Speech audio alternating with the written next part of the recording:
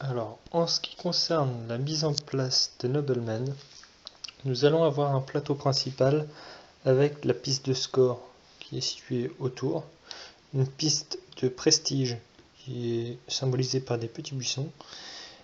Nous avons aussi donc sur le centre le compteur de décades, donc le jeu se déroulera sur 3 décades, et un compteur de tours qui est autour avec des phases de balles masquées et des phases de comptage de points vis-à-vis des constructions que nous allons faire.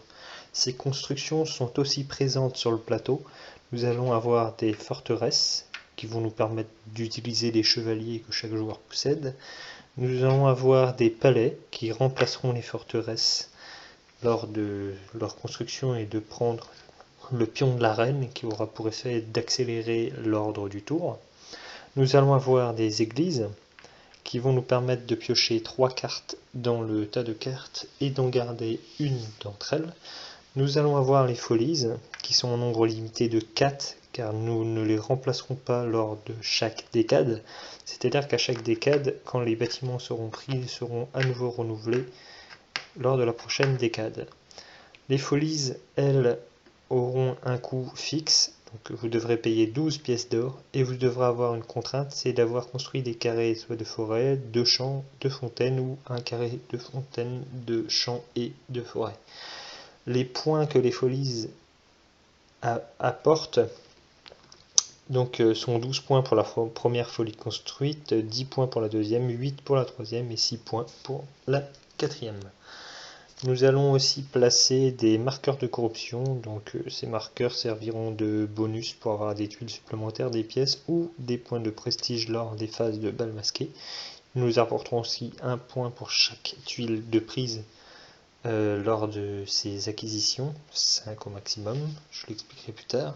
Nous avons aussi des emplacements pour faire des dons à l'église sur le plateau, donc symboliser donc 3 tuiles de chaque type maximum par décade, en sachant que chaque tuile de défaussé nous rapporteront un point de victoire. Nous allons aussi avoir un certain nombre de rôles, donc nous commençons tous en tant que baronesse ou en tant que baron. Chaque joueur disposera d'un paravent, donc nous disposerons aussi d'une prairie et d'un château, donc ce sera notre résidence principale, on va dire, et nous allons pouvoir étendre notre territoire. Nous disposerons aussi de 2 chevaliers qui seront placés devant le paravent. Chaque joueur disposera d'un certain nombre de tuiles, donc nous disposerons de 12 tuiles. Donc dans la règle de base, nous conseillons d'avoir 3 tuiles de chaque type, mais vous pourrez aussi piocher 12 tuiles en début de partie, aléatoire dans le sac de tuiles qui est très bien fourni. Vous avez vraiment un sacré grand stock de tuiles. Donc nous allons aussi avoir 2 petits marqueurs, donc un marqueur qui va servir de relever les impôts et d'acquérir des tuiles avec les tuiles déjà posées lors de nos actions. Maintenant, je vais vous expliquer les différentes actions possibles. En ce qui concerne les actions, nous avons la possibilité d'agrandir notre territoire. Donc, comme je vous l'ai dit, nous allons avoir une prairie avec notre château. Et quand nous voulons agrandir notre territoire, nous allons prendre 3 tuiles de dernière note par avant et agrandir notre territoire. Nous avons 4 types de tuiles différents. Donc, nous avons les tuiles forêt. Donc, forcément, quand nous allons les agrandir, nous les mettrons adjacentes. Hop. Donc, imaginons que le joueur fait ceci. Là, avec la tuile forêt, il obtiendrait la possibilité donc de prendre une tuile supplémentaire dans le sac. Donc, le joueur prendra une tuile supplémentaire. Voilà. Avec le champ, nous obtiendrons une pièce par tuile champ de poser sur donc notre domaine. Et avec la tuile fontaine, pour l'instant nous n'allons pas avoir de bonus immédiat. La première action, agrandir son domaine. Il faut savoir que quand nous allons compléter un carré complet de champ, fontaine ou forêt, donc je vais vous montrer, c'est dit du champ, imaginons une prochaine action. Donc j'obtiendrai ceci, ici, donc 3 pièces pour les 3 champs que je viens de poser, plus un bonus de 2 pièces parce que j'ai complété un terrain. Donc j'obtiendrai 5 pièces, n'est-ce pas? Je pourrais faire la même chose avec les tuiles donc forêt, qui me permettrait là aussi, si je ne posais 3 tuiles forêt, d'obtenir 5 tuiles piochées au hasard dans le sac. Et nous pouvons faire la même chose avec les fontaines, ce qui me permettrait de prendre le pion reine, qui a pour effet en fait d'avancer le marqueur de tour. C'est-à-dire qu'à chaque fois qu'un joueur prendra le pion reine, donc je vais vous donner l'exemple type, hein, je pose mes 3 fontaines ici pour constituer un carré de fontaine. Donc je prends le pion reine qu'un autre joueur a. Donc je vais le prendre. Je vais pour alors avancer le marqueur de tour et marquer un point de victoire. Donc à chaque fois qu'un joueur prendra le pion reine, il avancera le marqueur de tour et marquera un point de victoire. Ensuite, c'est au tour de joueur suivant de jouer. Donc ça, c'est les actions possibles quand nous allons étendre notre domaine. Nous avons aussi la possibilité, donc lors de l'extension de notre domaine, de poser des tuiles prairies. Ces tuiles-là vont nous permettre de placer les constructions sur le plateau. Donc, quand nous allons vouloir procéder à l'achat d'une construction, ceci est une action, nous allons donc payer le coût indiqué. Donc là, j'ai fait une mise en place à 3 joueurs. Donc le coût indiqué pour les forteresses est de 5. Donc je devrais payer 5 pièces à la banque et prendre ma forteresse. Il y a des règles de pose pour les forteresses. Les forteresses ne pourront pas être adjacentes horizontalement ou en diagonale ou en verticale. Donc toutes ces poses ici ne seront pas autorisées. Par contre, si je l'espace d'une tuile, j'ai la possibilité de le faire. Quand je fais ceci, je vais pouvoir placer, donc ça c'est le bonus que vous avez quand vous allez construire une forteresse, vous allez pouvoir placer un chevalier sur le domaine d'un adversaire. Quand je place un chevalier sur le domaine d'un adversaire, je vais choisir un domaine où il y a un carré déjà complété. Et je vais placer mon chevalier sur son petit carré de forêt. Ce qui va contraindre cet adversaire à me donner 2 tuiles de son stock. Donc si c'était un carré de champ et que je faisais la même action, c'est-à-dire sur un terrain de champ, j'obligerais mon adversaire à me donner 2 pièces. Et si c'était un carré de fontaine, j'obligerais mon adversaire à me donner la reine. Donc ça, c'est les possibilités que vous allez avoir avec les chevaliers. Mais les chevaliers serviront aussi à autre chose que j'expliquerai plus tard. Nous allons avoir aussi comme construction la possibilité de faire un palais. Les palais vont remplacer les forteresses. Quand je construis un palais, je paierai le coût indiqué, donc ici 9 pièces. Et quand je construis un palais, je prends le pion reine. Si je le possède déjà, je ne le prends pas. Par contre, si un autre joueur le possède, je prendrai le pion reine. J'avancerai là aussi mon marqueur de tour et je récolterai un point parce que j'ai récolté le pion reine. Donc vous réalisez que à chaque fois que je prendrai le pion reine et que le pion reine changera de joueur, le nombre de tours vont diminuer très vite. La forteresse ainsi remplacée est défaussée. Et donc c'est au tour du joueur suivant. Nous avons la possibilité aussi de construire des églises. Les églises, elles, ont une règle de construction un petit peu particulière. Donc nous allons pouvoir les construire à côté des palais et des châteaux forts, donc des forteresses. Elles ont aussi la même contrainte, nous ne pourrons pas construire 2 églises l'une à côté de l'autre, que ce soit en horizontal, en diagonale ou en verticale. À chaque fois que je construirai une église, je prendrai 3 cartes dans la pioche, que j'expliquerai toutes les cartes, et j'en choisirai une des 3 que je mettrai derrière mon paravent. Ensuite, nous avons les folies. Donc les folies ont une demande pour pouvoir les construire particulières. Donc celle-ci, il nous faudra d'avoir fait 2 carrés de forêt, ici 2 carrés de champ, ici 2 carrés de fontaine et ici un carré de chaque type. Quand je construis une folie, je paye le coût indiqué et j'obtiens le nombre de points en conséquence de la construction de folies faite. C'est-à-dire si c'est la première, elle me rapportera 12 points, si c'est la deuxième, elle me rapportera 10, si c'est la troisième, elle me rapportera 8, et si c'est la dernière, elle ne me rapportera que 6 points. Les folies se construisent elles aussi sur des tuiles forêt, mais elles peuvent être adjacentes à n'importe quel type de construction. Nous avons aussi la possibilité d'utiliser une fois par décade, donc ces deux tuiles là, celle-ci va nous rapporter une tuile par tuile forêt et en plus 2 tuiles bonus si nous avons un chevalier chez un de nos voisins, donc sur un carré de champ.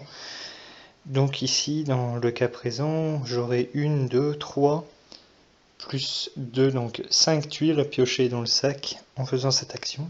Et si je la fais l'action relever des impôts, donc c'est exactement la pareil. Ici donc j'aurai 5 pièces donc sur mon domaine, et si je possédais un chevalier présent sur un carré de champ appartenant à mon voisin, j'aurai un bonus de 2 pièces. Nous pouvons aussi acheter des marqueurs de corruption, donc il se trouve ici, donc c'est 2 pièces chaque marqueur, on peut en acheter jusqu'à 5 maximum par action. Donc ça nous procurera un point de victoire par marqueur acheté, et ces marqueurs vont nous permettre donc justement lors des phases que je vous ai expliqué précédemment d'avoir une tuile de plus pour quand on utilise cette tuile là et d'avoir une pièce de plus quand on utilise cette tuile là. Elles nous permettent aussi d'avoir des points de prestige lors des phases de bal masqué. Nous avons aussi la possibilité de nous défausser de tuiles, donc faire un don à l'église, donc 3 tuiles de chaque type maximum par décade, donc on peut faire jusqu'à 12 points au maximum en une fois. Voilà, nous avons aussi la possibilité donc à tout moment dans le jeu de se défausser de 2 tuiles pour prendre une tuile qu'on désire dans le sac. C'est-à-dire que nous allons carrément choisir la tuile que nous avons besoin. Ensuite, donc, lorsque le marqueur de tour atteint une phase de bal masqué, nous allons procéder au décompte de prestige. Donc, le prestige est relativement simple. Donc, chaque tuile fontaine rapporte 1 point. Nous avons un bonus de 2 points pour avoir complété un carré complet. Si nous avons un chevalier, donc si un chevalier était présent sur un carré de fontaine, nous aurions un bonus de 2 points. Celui, dans le cas présent, n'aurait que 4 points au lieu d'en avoir 6. Donc si je compte dans le cas présent 1, 2, 3, 4, 5, 6, ça fait 6 points de prestige. Si un adversaire avait mis un chevalier à lui, je n'aurais que 4 points et l'adversaire jaune aurait mes 2 points de bonus. Donc nous allons faire, en commençant par celui qui possède la reine, donc établir la valeur en points de prestige que nous avons. Donc, à savoir, on ne peut pas être à 2 sur la même case. Si ça arrive, le joueur précédent sera obligatoirement derrière. Et ensuite, nous choisirons notre titre par rapport à notre prestige. C'est-à-dire que nous ne pouvons pas être duc si nous n'avions pas atteint 14 points de prestige. Ces titres vont nous apporter des points de victoire quand nous les prenons et nous apporteront aussi des réductions pour l'achat des bâtiments. Donc les Earls nous apportent une pièce de réduction, les marquis 2 pièces et le duc 3 pièces de réduction pour l'achat de n'importe quel bâtiment. Nous avons aussi la possibilité de passer. Donc passer, ça va nous faire obtenir 1 point de victoire. Je vois pas l'intérêt, mais bon, c'est une possibilité. En ce qui concerne le prestige, donc comme je vous l'ai expliqué, vous avez les fontaines. Vous avez aussi les palais qui vont vous apporter 2 points de prestige supplémentaires. Donc les marqueurs de corruption que vous pouvez utiliser pour augmenter de 1 point par marqueur. Et vous avez aussi les cartes, car toutes les cartes, si vous les défaussez, rapportent 1 point de prestige. Vous avez certaines cartes qui en rapportent 3 et qui ne servent qu'à ça. Donc lorsque la phase de bal masqué et que tous les personnages les rôles ont été pris, nous allons recommencer le tour en commençant par celui qui est à gauche de l'arène. Nous allons continuer ainsi de suite à faire donc les tours. À cette phase-là, l'arène ne peut plus être volée, donc le tour ne peut pas avancer plus vite que la musique. Ensuite, quand nous arrivons à cette étape-là, nous arrivons à une phase de décompte. C'est le décompte des bâtiments. En sachant que nous allons avoir des points de victoire avec les bâtiments construits. Donc, nous compterons seulement les bâtiments complètement entourés. Celui-ci ne sera pas compté car il n'est pas complètement entouré, même en diagonale. Donc, si nous étions comme ça, ici pour ma forteresse, j'aurai 3 points. J'aurai 1 point supplémentaire parce que j'ai une chapelle. Les chapelles, pour être actives, n'ont pas besoin d'être entourées, celles-ci. Si j'étais... Donc, je reprends. J'aurai 3 points plus 1 point pour ma fontaine, donc 4 points. Si j'étais comme ceci, ce qui aurait été beaucoup plus rentable, j'aurai 5 points pour mon palais, plus 2 points pour mon église. Imaginons que je remplisse tous ces endroits-là. Je cumule forcément le bonus de mon église sur ce bâtiment et celui-là. Donc ceci est expliqué sur votre paravent, donc 3 points par forteresse entourée, 1 point si vous avez une chapelle, 5 points par palais entouré, 2 points si vous avez une chapelle à côté. Ici vous avez les phases, donc quand vous allez poser vos tuiles, donc quand vous posez un champ vous gagnez une pièce, si vous complétez un carré de champ vous gagnez 2 pièces de bonus. Quand vous posez une forêt, vous prenez une tuile. Quand vous faites un carré complet de forêt, vous prenez 2 tuiles. Quand vous faites un carré complet de fontaine, vous prenez la reine. Et donc, vous me octroyez 1 point de victoire et avancez le marqueur de tour. Ici, quand vous jouez cette tuile-là, vous obtenez une pièce par champ, plus 2 pièces par carré complété de votre domaine, plus 2 pièces par chevalier à vous dans le domaine d'un adversaire, plus une pièce par corruption du roi. Exactement la même chose en ce qui concerne les tuiles.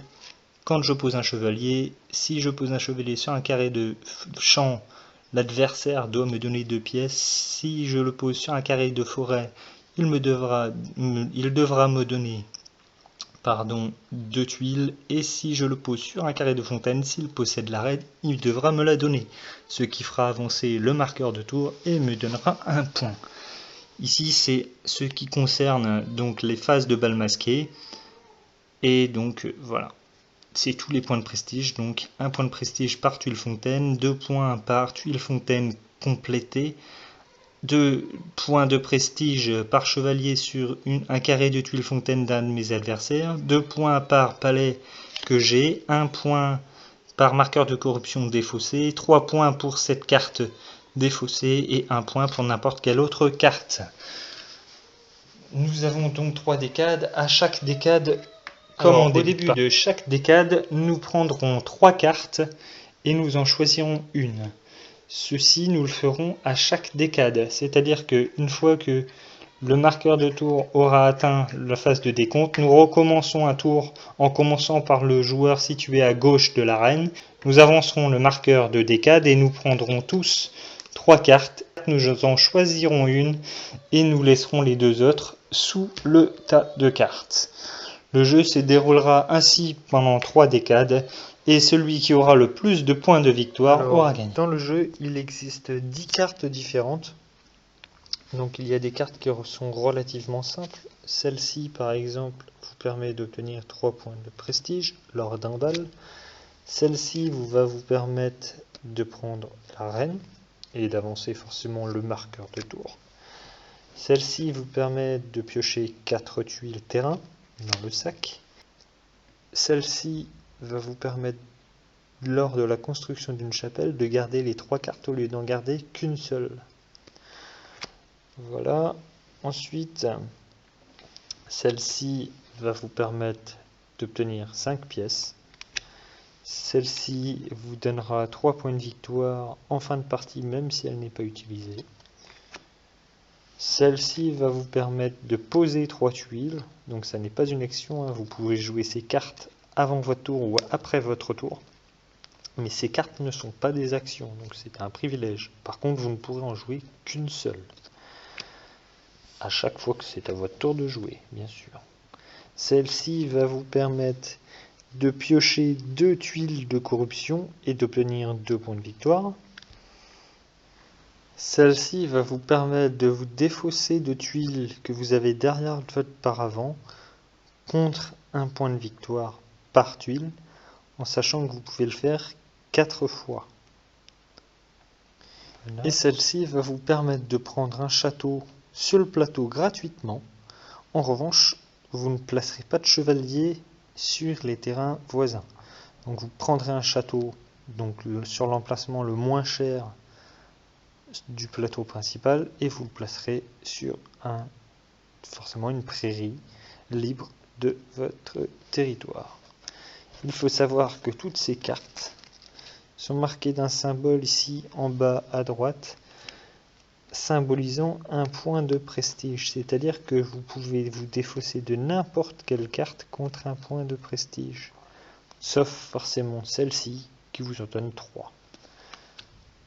Voilà pour l'explication des cartes de Nobleman.